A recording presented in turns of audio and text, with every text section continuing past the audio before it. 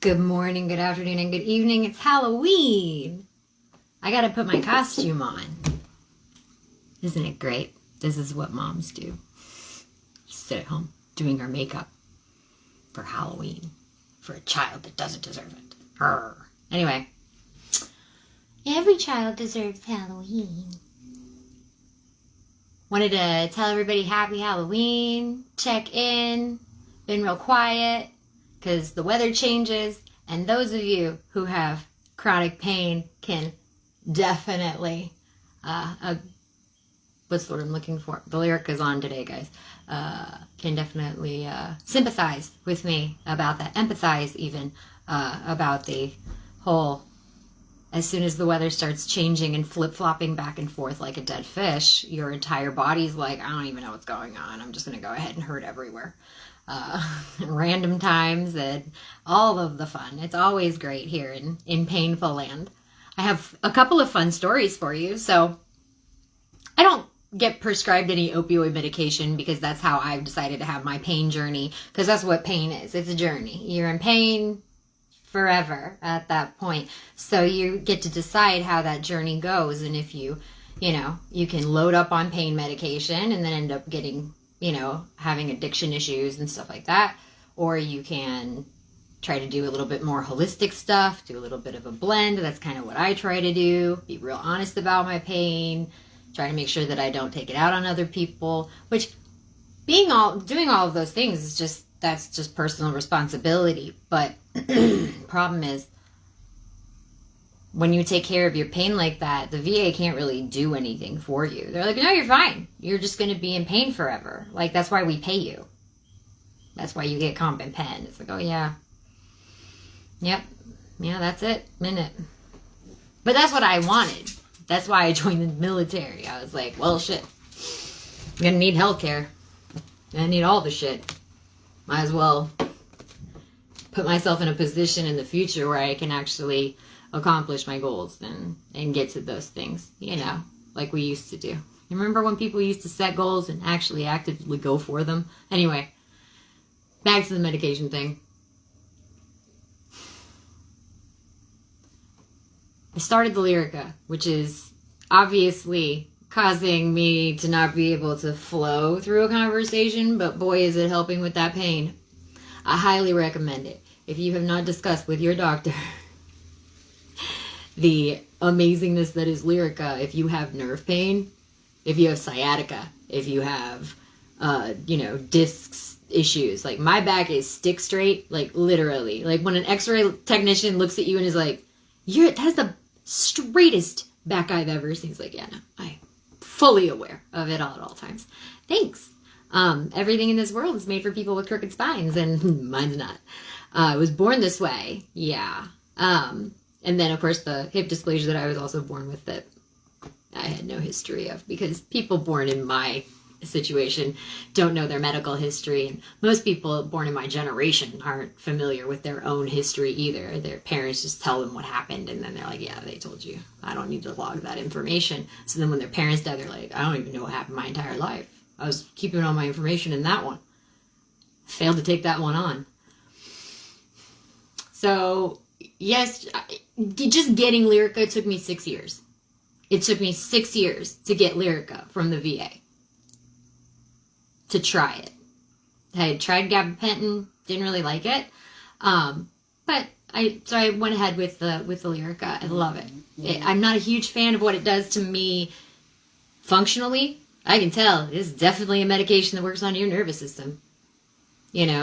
But the twitches in my hands, the absolute pain in my hips. It just feels like somebody's grabbing both my hips and just trying to rip them apart at all times. If you can imagine that feeling, you'll understand why I have such a wonderful attitude. But back to my issue du jour.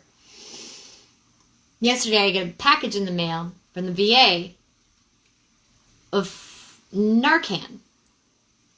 It took me 6 years to get a pain medication from them, from a nerve pain medication from them.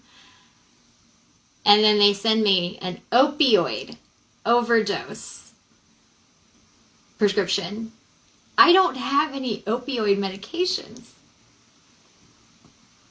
I didn't ask for this. It was never told to me that I was going to be getting a prescription for an overdose preventative. And my friends are like, hey, don't be so sensitive. Don't be so sensitive. It's not an insult. They're not saying that you are clearly, you're at risk. We're going to go ahead and just give this to you. And I was like, that's like if you took every woman in the United States that menstruated and gave her the Plan B pill. Just in case. You need it. Ma'am.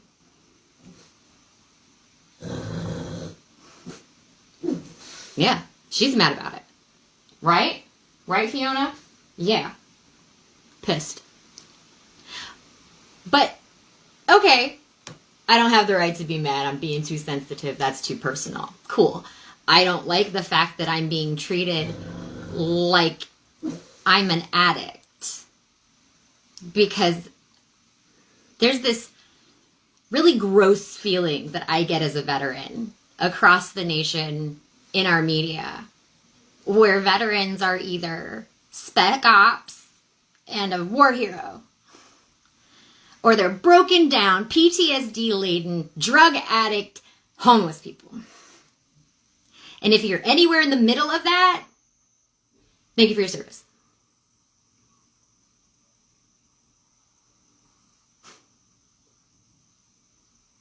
I don't know if I'm just feeling that way and I'm just sensitive because I'm a sensitive kind of gal. I'm so sensitive. I'm also aware and I can experience my experiences and recognize patterns. And so far, not great, guys. But your answer to the suicide and overdose culture in the military being, here, have some Narcan.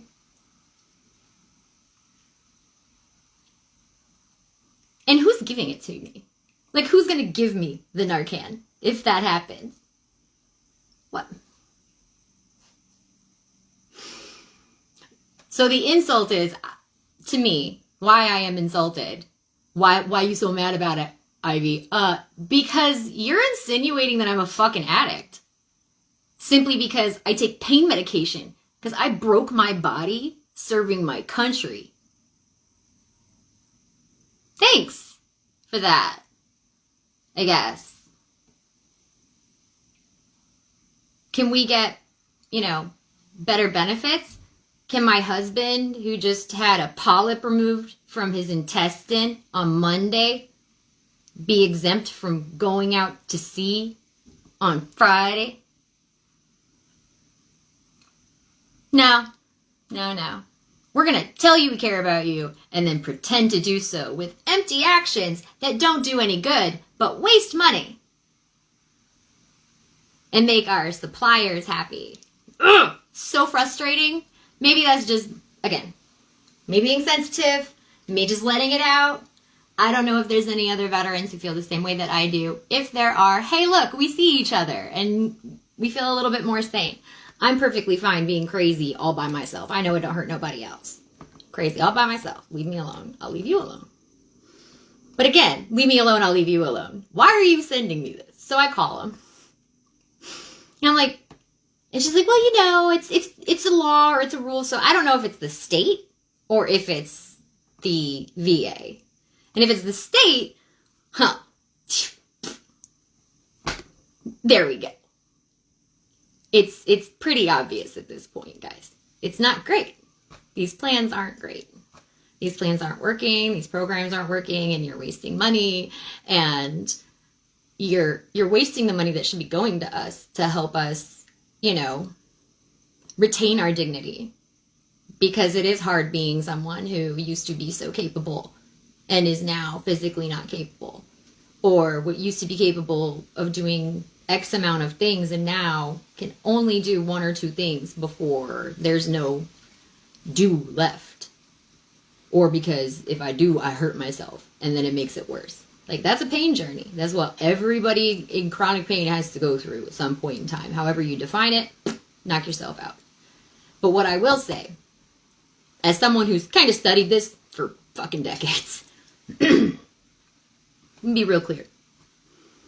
When you insinuate that people are a certain thing, or that they're going to be a certain thing, you set up an expectation for those people. And you also set up kind of a requirement for them to behave. And I've seen a lot of that put into programs for mental health. And I know a lot of people who are in mental health will understand what I'm saying. The rest of you will be like, she sounds crazy. No. If you read research, and if you know what the findings are of these things, and you look at the programs and how they're applied, if you're not seeing the insinuation and the impact that you're having on this general group of people who shouldn't be getting treated that way, should be getting treated in a much different way because you know the research. But nobody can do anything. It's not my job, right? When it's not anyone's job, when things are so stratified that nobody knows whose responsibility is, no one can be held accountable. We used to know that because we're veterans, and everything that we did had a regulation. That's why I enjoyed it. It was very clear. It was black and white. You can't get past that. Out in society, that's how it is. If you have more resources, then you have more access. And you have a less likelihood of having those negative things happen. We've known that. We've been studying nature versus nurture since like at least the 1700s and discussing it since at least Socrates. I don't understand how all of us can act so stupid. My friends tell me it's not an act. And I'm like, no, I think humans are more intelligent than that. So hey, if you think I'm a negative asshole, I'm not. I'm just honest and brutal. It's unfortunate, I know. But that's what it is. So, now I have fucking Narcan in my house. So I'm going to be taking that down to the fire department and being like, I don't want this in my home. Why? What happens if I die tomorrow? They can say, oh, there was Narcan in her house, so clearly she's probably got a problem. That's not a look I appreciate. That's not something that gives me dignity in death. That is not something that I would be sleeping comfortably and resting comfortably on. No. Stop it. I'm very proud of myself living through the crack epidemic, the heroin epidemic, the third time around. The fact that every kid in high school smoked weed when I was in high school, and I didn't. Not really my thing.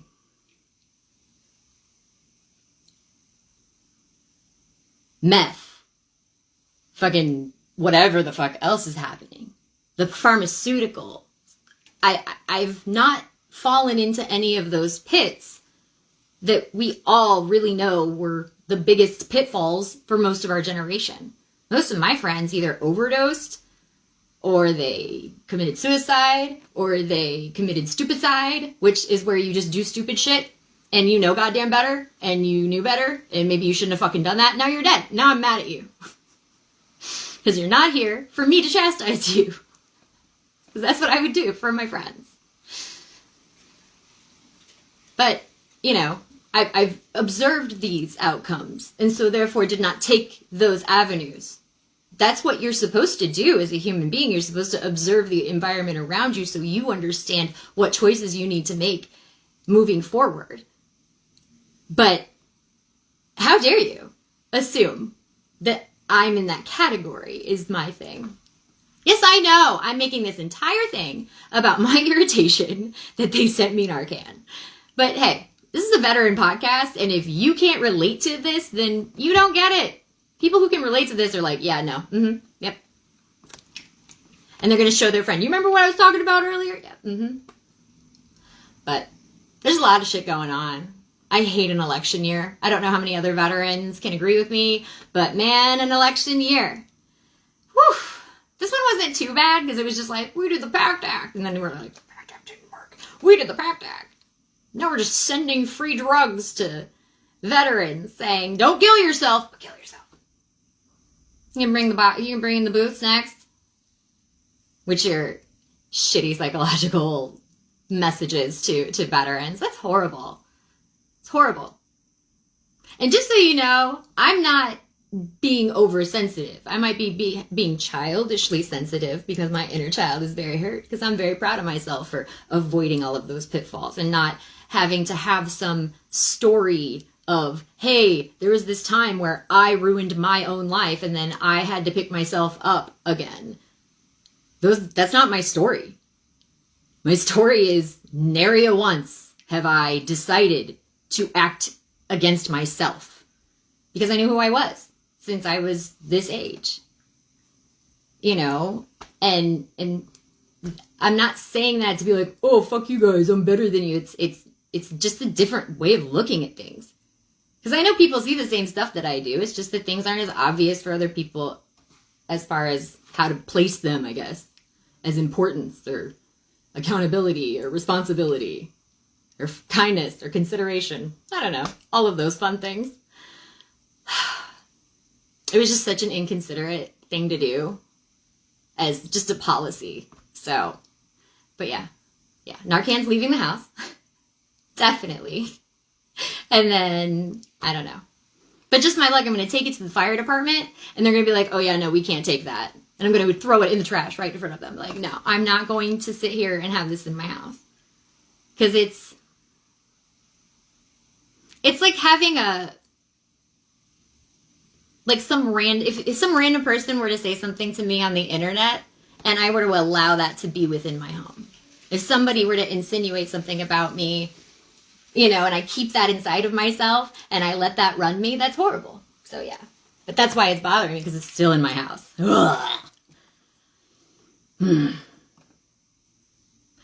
But even my child, when he came home yesterday, we were talking, he's like, well, how was your day, Mom? And I said, you know, I just got really offended by this gesture that the VA did to me. They sent me a medicine that is to help people if they overdose on opioids. And he's like, they think that you're like that?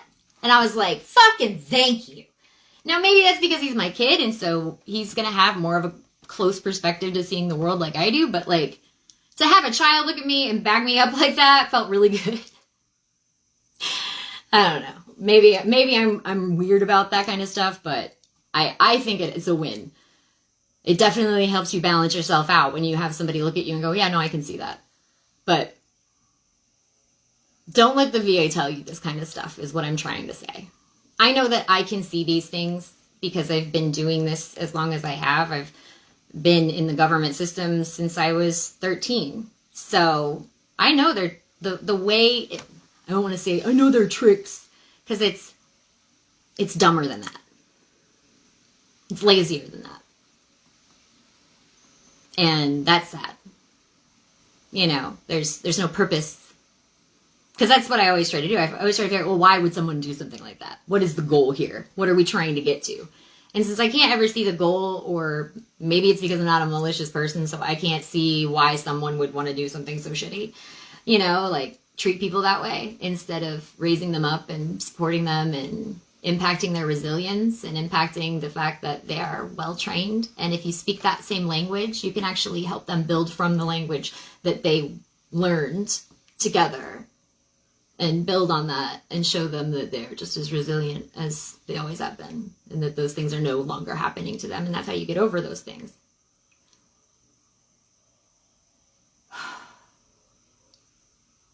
I'm telling you, around the 1950s, mental health really took a turn.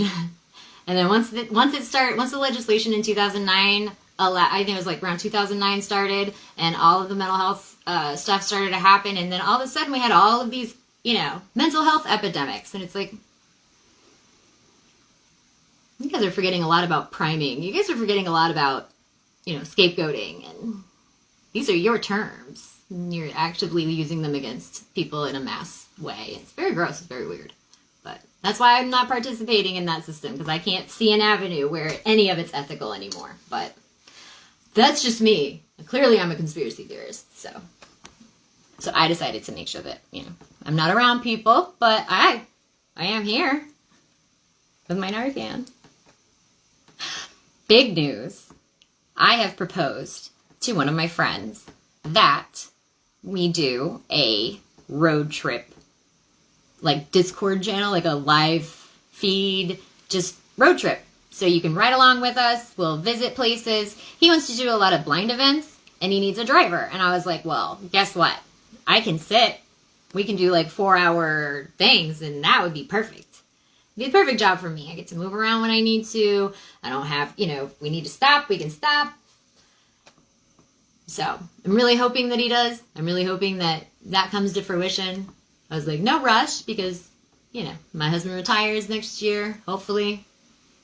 As long as his butthole doesn't fall out of him like every other sailor has that same problem.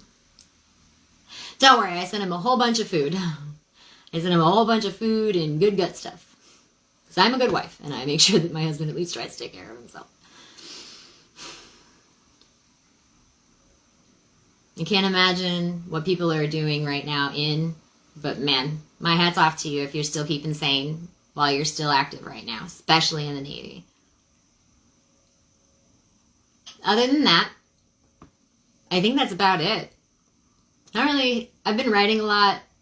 I have been trying to still write that book on parenting, and I'm kind of stuck in my contempt.